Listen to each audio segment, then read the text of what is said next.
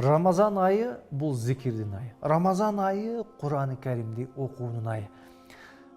Пайгамбарыбыз саллаллаху алейхи ва саллям айтат: "Калиматан хафифатан алал лисан". Эки сөз бар, тилге аябай жеңил, бирок таразада аябай оор болот деди. Субханаллах, Аллаху акбар, ла илаха иллаллах, Аллаху акбар деген сөздөр булар тилге аябай жеңил, бирок таразада оор сөздөр деп айтты. Зикир бул эң жеңил ибадаттардын бири. Адам баласы олтуруп да, жатып да, ойноп да, машина айдап барасаңыз да, кайсыл учурда болбосун сооп жыйнасаңыз болот.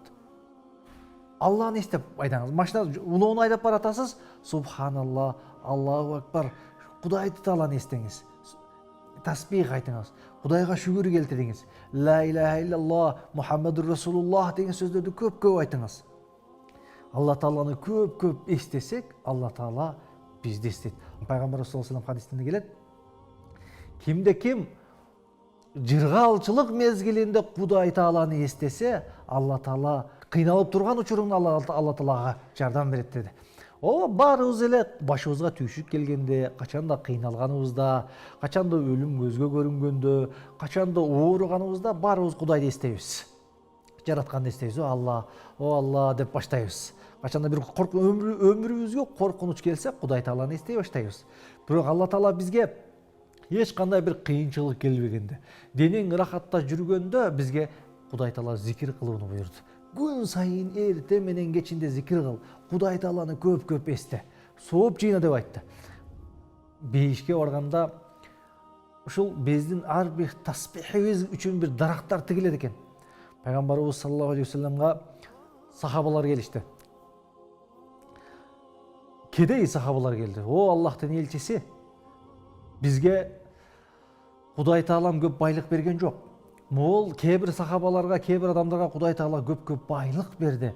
Булар кайыр садака кылып, бир кайрымдуулук иш-чараларды кылып, элине, жерине жардам берип, булар бизден көп-көп сооп алып кетти. Алланын элчиси, биз эмне кылсак болот деди эле. Пайгамбарыбыз саллаллаху алейхи ва саллям айтты: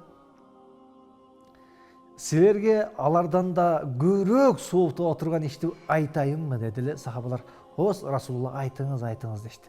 Шунда Пайгамбар саллаллаху алейхи ва саллям айтты: "Силер субханаллах, Аллаху акбар, ла илаха иллаллах деген сөздөрдү көп-көп айткыла, ушулардын баардыгы садака. Алар акча берип атса, силер ушул сөздөрдү айткыла, силер алардан да ашып кетесиңер. Ла илаха иллаллах, Мухаммадур Расулуллах деген сөздү, Аллаху акбар деген сөздү, субханаллах деген сөздү, ла хавла ва ла куввата илля билля деген сөздү айтсаңар, сооп иш кылсаңар, алардан балким озуп кетесиңер" деди. Кедей сахабалар сүйүнгөн бойдон кетишти. Бизге пайгамбар бир жакшы ишти көрсөттү, эми биз Кудай буйрса булардан ашабыз деп кетишти. Барып, кедей сахабалар зикир кыла башташты. Кудай тааланы көп-көп эстей башташты. Ошол учурда ал нерсени бай сахабалар да угуп калды да, андан кийин бай сахабалар да зикир кыла баштады. Кедей сахабалар кайра келишти: "Я Расулаллах, алар биз кылган ишти угуп калышып, алар да зикир кыла башташты. Алар да биздей сооп ала башташты.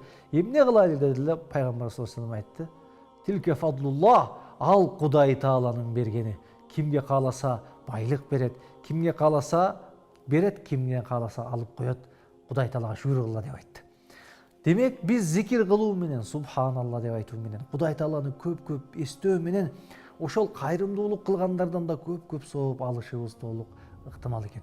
Рамазан айына келиңиздер, урматтуу мусулман бир туугандар, дуа менен, зикир менен өткөзөлүк.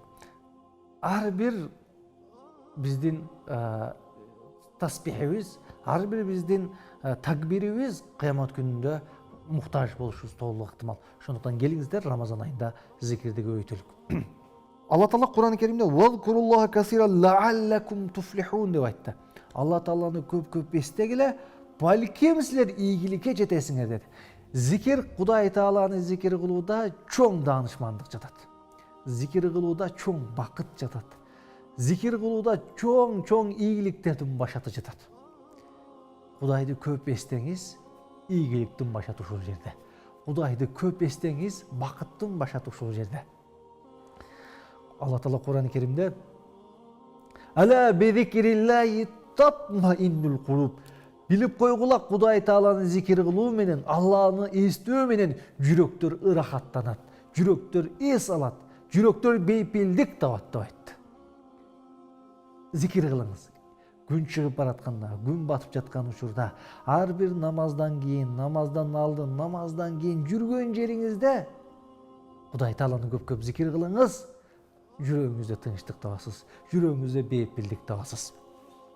Allah Taala başka bir ayette ve zakirin Allah kesir ve zakirat adda lahum mağfiratan ve ajran azima. Allah Taala'nı köp естеген аялдарга, жаратканда köp естеген эркектерге Allah Taala көптөгөн соопторду убада кылды. Кыямат кайымда бейишти убада кылды. Ya eyyuhellezine amenu la tuhlikum amwalukum ve la auladukum an zikrillah ve men yef'al zalik fe ulaika humul khasirun. O iman keltirgендер, o musulmanдар, силерди байлыгыңар, акчаңар, алтын, бала чакаңар, аялыңар силерди Кудай Тааланы эстөөдөн тосуп койбосун. Кимди эгерде бала чакасы, байлыгы зикир кылуудан тосуп койгон болсо, ошолор ийгиликсиз адамдар, ошолор кор болуучу адамдар деп айтты. Ооба, кээ бир учурда байлык адамды зикирден тосот. Байлык адамды намаздан тосуп коюшу толук ыктымал. Эгерде байлык жүрөккө кирип кетсе, намаздан тосуп коюшу ыктымал. Адамды зикир кылуудан да тосот. Эгерде бала чакаңызга аябай катуу көңүл бурсаңыз, балким Кудай Тааланы эстен чыгарып коюшуңуз толук ыктымал. Жүрөктөрдү өлтүрүшү мүмкүн. Ошондуктан Алла Таала Кур'ан-ы Керимде силерди байлыгыңар, бала чакаңар Кудай Тааланы эстөөнү унуттуруп өзүңөрдү бир өлүмгө түртпөгүлө деп айтып атат. Алла Таала башка бир аятта вакимус салата ли зикри, башка бир аятта фаида кадайтумус сала фазкуруллаха кияма ва куудан. Алла Таала эгерде намаз окуп бүтсөңөр, намаз окуп бүткөндөн кийин Кудай Тааланы эстегиле, отурган абалыңарда, турган абалыңарда, жаткан абалыңарда Кудай Тааланы эстегиле деп айтты. Демек, зикир кылуу бул чектелген эмес. Жатып атканда зикир кылсаңыз болот, олтурсаңыз зикир кылсаңыз болот, ооруп жатсаңыз зикир кылсаңыз болот, унаа айдап баратканда зикир кылсаңыз болот, жумуш кылып атасыз зикир кылсаңыз болот. Жүргөн жерибизде зикир кылалык. Иншалла ар бир сөзүбүзгө бейиште дарактар тегилет, даражабыз көтөрүлөт, жүрөгүбүз тынчтык табат, ырахат табат, бейпилдик табат. Ошон үчүн жүргөн жерибизде субханалла, Аллаху акбар деп жүрөлүк. Кудай Таала көп зикир кылсак, биздин ишибизге ийгилик берет, жашообузга ийгилик берет. Кудайды көп эстешибиз керек.